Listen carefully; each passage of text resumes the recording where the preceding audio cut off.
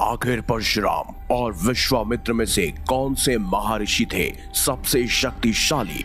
दोनों का अगर युद्ध होता तो आखिर किसकी जीत होती? वीडियो में आगे बढ़ने से पहले हमारे चैनल को सब्सक्राइब अवश्य करें और बेल आइकन जरूर दबाएं। साथ ही कमेंट बॉक्स में जय परशुराम जय विश्वामित्र अवश्य लिखिएगा। तो आखिर परशुराम जी और विश्वामित्र दोनों में से कौन अधिक शक्तिशाली है?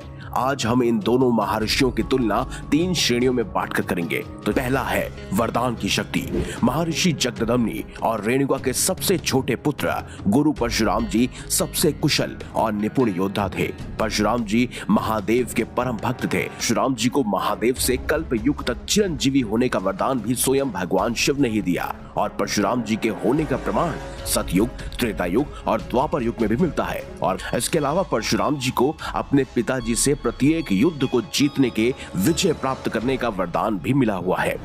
वहीं दूसरी ओर अगर हम महर्षि विश्वामित्र के बारे में बात करें तो महर्षि विश्वामित्र महाराज गाधी के पुत्र थे और रिश्ते में स्वयं भगवान परशुराम के पिता महर्षि जगदम्नी के मामा भी थे। महर्षि विश्वामित्र का वास्तविक नाम महाराज कौशिक था। विश्वामित्र जी ने कठोर तपस्या कर महादेव को प्रसन्न किया और महादेव से इच्छा अनुसार विद्या के ज्ञान का वरदान प्राप्त किया।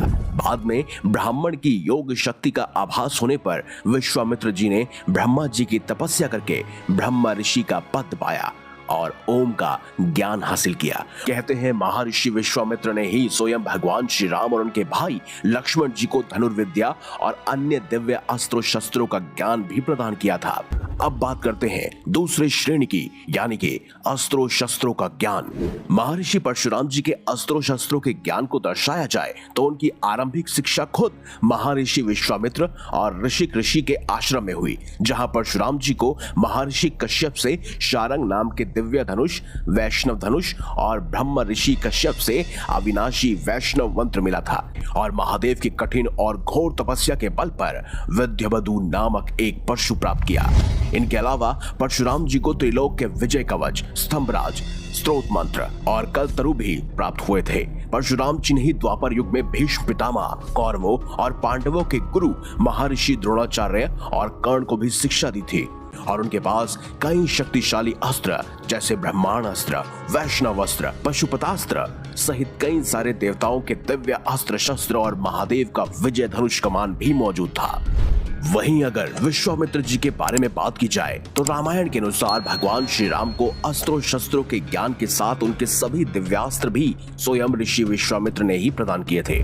महर्षि विश्वामित्र जी को दंड चक्र, धर्म चक्र, काल चक्र, इंद्र चक्र, वज्रास्त्र, शिव जी का शूल, ब्रह्मशीर अस्त्र, ब्रह्मास्त्र, मोदकी और शिखर नाम की गदाएं, नारायण अस्त्र, आग्नेय अस्त्र, वाव्य अस्त्र, क्रौच अस्त्र, मादना अस्त्र, गंधर्व अस्त्र, मानवास्त्र, पिशाच अस्त्र, तामस अस्त्र और अद्वितीय सोमनास्त्र सहित ब्रह्मांड के सभी अस्त्रों शस्त्रों का ज्ञान था। कहते हैं विश्वामित्र जी के पास संपूर्ण ज्ञान का स्रोत मौजूद था, जिसके चलते उनके पास सभी दिव्यास्त्र मौजूद थे। कि आखिर दिव्यास्त्रों की इस लड़ाई में आखिर किसकी जीत होती? कमेंट बॉक्स में अपना जवाब अवश्य लिखिएगा।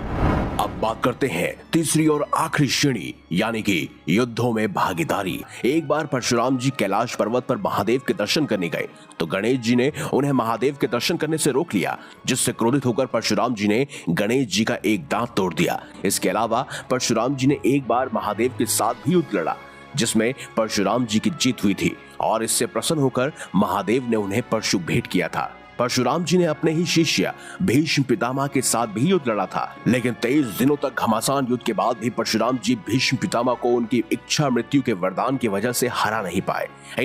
वहीं ऋषि विश्वामित्र की बात की जाए तो ऋषि विश्वामित्र ने महाराज कौशिक के रूप में गुरु वशिष्ठ से युद्ध किया था।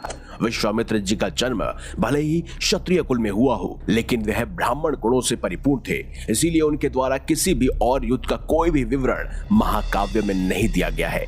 तो यदि इन दोनों योद्धाओं की शक्तियों को देखा जाए तो इनके बीच युद्ध की कोई परिस्थिति आती ही नहीं है, क्योंकि स्वयं परशुराम जी के गुरु कोई और नहीं बल्कि विश्वामित्र जी ही थे। दोनों ही एक दूसरे को भली भांति जानते थे। ऋषि विश्वामित्र जी ब्रह्मा जी के शिष्य थे तो वहीं गुरु परशुराम जी महादेव के शिष्य थे और दोनों ही धर्म के पद पर अग्रसर थे। और यदि इन दोनों के बीच अगर युद्ध की स्थिति उत्पन्न होती तो शायद इस ब्रह्मांड का अंत तय था।